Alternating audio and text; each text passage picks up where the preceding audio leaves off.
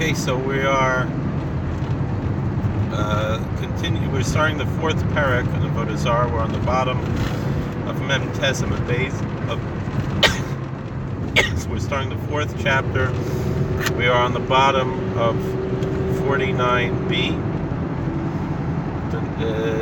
Each chapter in the Talmud usually is named by whatever it starts off with. So the name of this chapter is Rabbi Shmuel, and we begin with a discussion of how the pagans would worship an idol called Markolis. You have here the Bain of Tom brings in the Tosfos that Markolis is not the actual name of the idol, but rather that it's meant to be the opposite of praise. Kilus is praise, so and Mar is bitter. So in bitter is the praise, it's the opposite of praise. Aram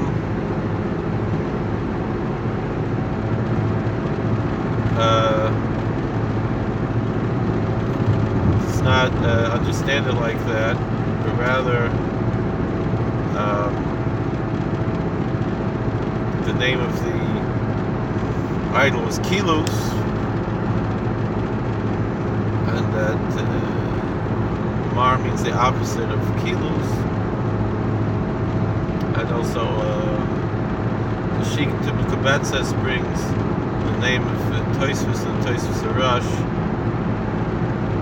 because Bein Tam is saying that it's not the actual name because you're not allowed to mention the name of idols. But the Sheikh Kabetzes disagrees, and he says that if you need to describe the name of the idol, there's no problem. The prohibition against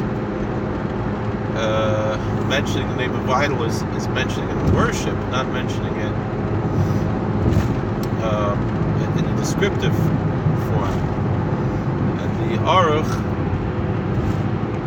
says that the Gentiles would call him Markuris or Mercuris, and he says this is the name of one of the stars as well. Obviously, there's no difference here between stars and planets. That the Aruch understands that Markolis is actually Mercury. So there seems to be special laws when it comes to discussing the worship of Markolis. Like I said, the could be Mercury.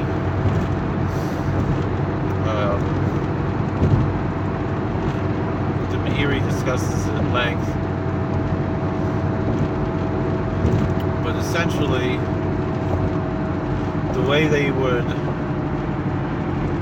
worship was they would set up stones around the idol. That's how they would set up the basic structure of the worship. And then beyond that, people who were visiting, having a devotion to the idol, would throw more stones onto the pile. And so, usually you would think throwing stones at something, you're showing an insult to it. For example, in Jerusalem, I never was there, but there's a place, Yad Avshalom, which is apparently the original Yad Avshalom mentioned in the Bible, the memorial to Absalom, the son of David, who rebelled against him. The rabbi's conjecture is that Absalom constructed this while he was still alive. That was the height of his haughtiness, that he felt that he deserved a monument even while he was still alive, because it's generally understood that he was not buried there.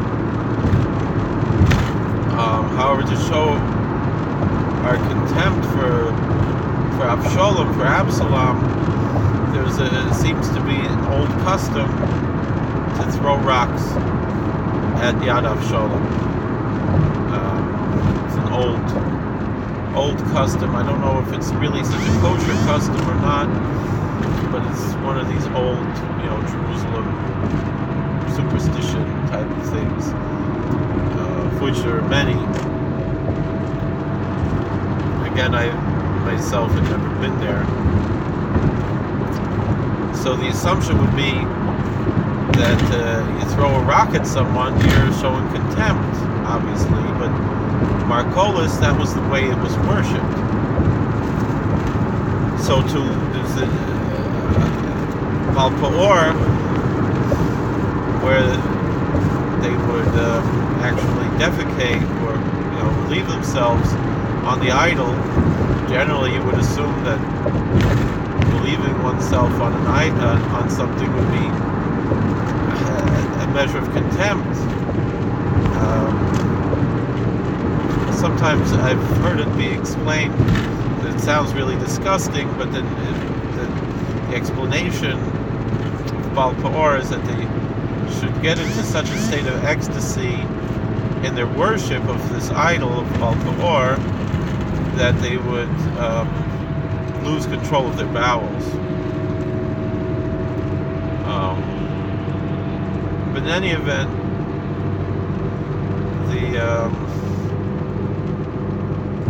there's extensive discussion in the Talmud.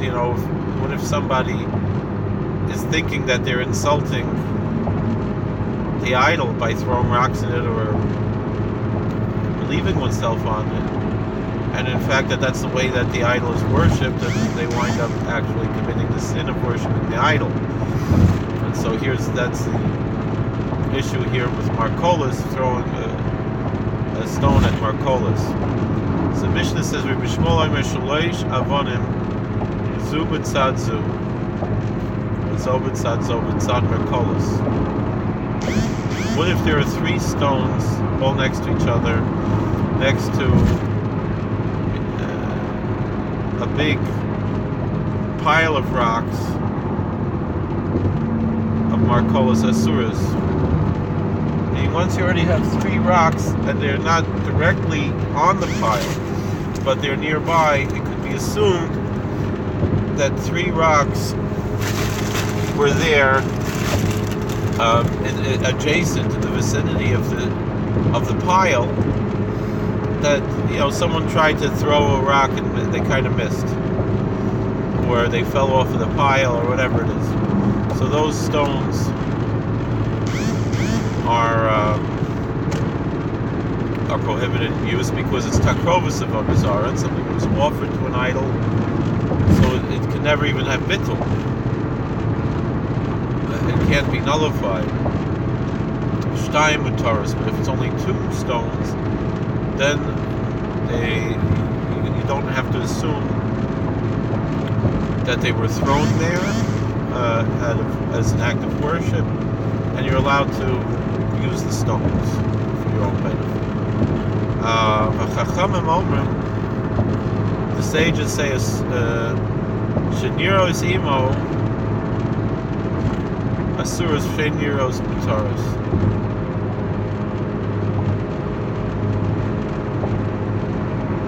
The sages disagree with Rabbi Shmuel. They say it has nothing to do with the amount of stones, but rather, if the stones are obviously seen to be together with the idol, even if they're only 2, then they are prohibited. And if they are far enough away that you don't see them together with the idol, even if there are 3, they are permitted. You are allowed to use them. So Gemara says like this: Bishlama, we can understand according to the opinion that pagans worship broken pieces of idols. Nirosimo, the Iklamemar, Mine Nafa. Because as you're seen with it, you can assume that it fell off of the pile on its own.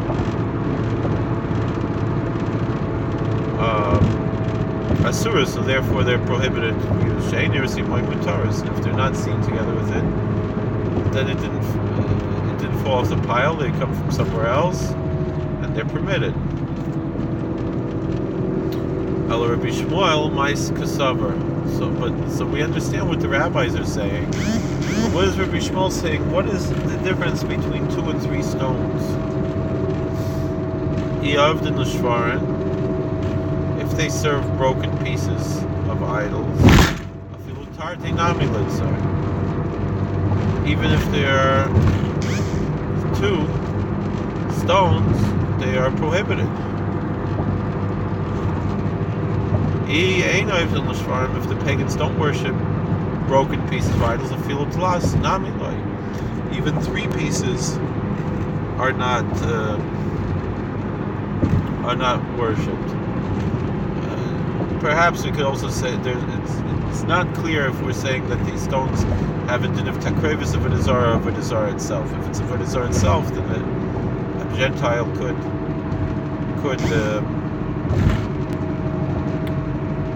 nullify it. But we were saying that well, they're still prohibited until they're nullified. Either way, the pshat could work either way. It's not really much of a nafka mina here, not really much of a difference here.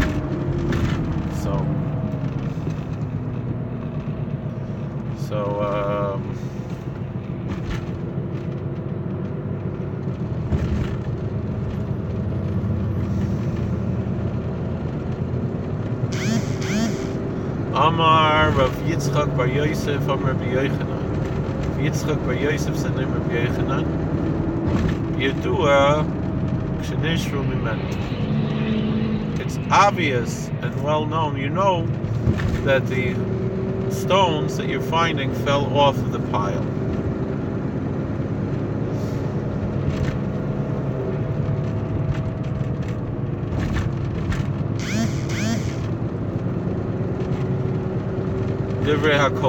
Then everyone agrees that the stones are prohibited if you know clearly that they fell off of the pile.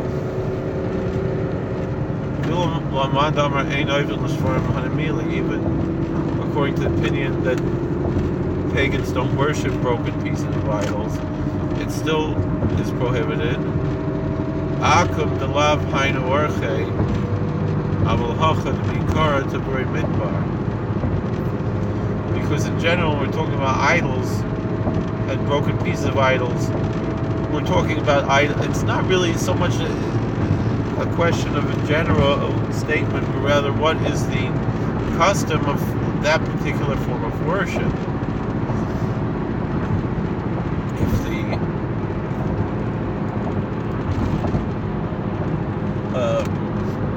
generally most pagans perhaps do not worship broken pieces, but here Marcolis, that's how it's served. That's the way of the worship.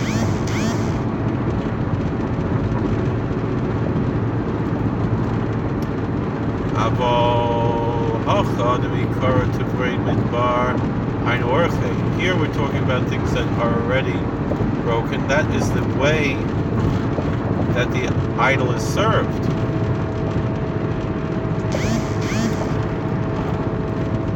So kipligi b'stomach. So the argument is only with something that you don't know for sure where the stone came from. That's the issue here.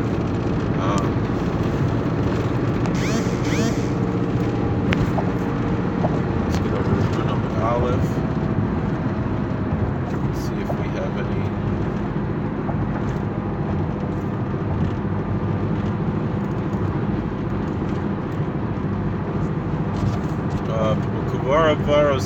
Even if they're close by, and you don't know, and you don't know if they were worshipped or not. The ikol l'meimar b'nei nafal, because there you might think they were worshipped, because you would think that it fell off of there. Then everyone agrees that they're prohibited completely. The argument is only over those that are far away.